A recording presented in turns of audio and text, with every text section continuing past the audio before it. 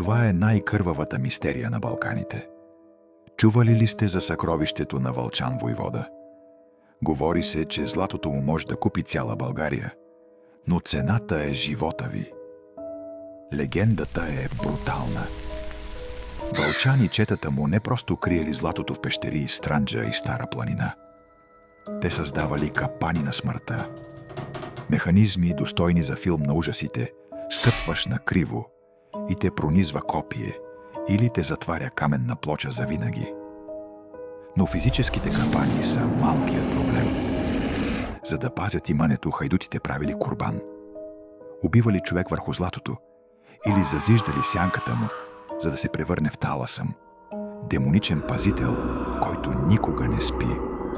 Дори да излъжете пазителя, проклятието остава.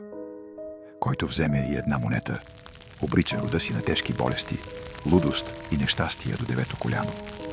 Златото е пропито с кръв и не прощава.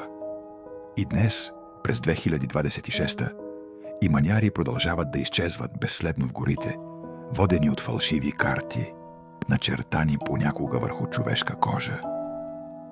Местните разказват, че нощем се чуват писъци от затрупаните галерии. Алчността води към ада. Ако намерите знак в гората, просто бягайте.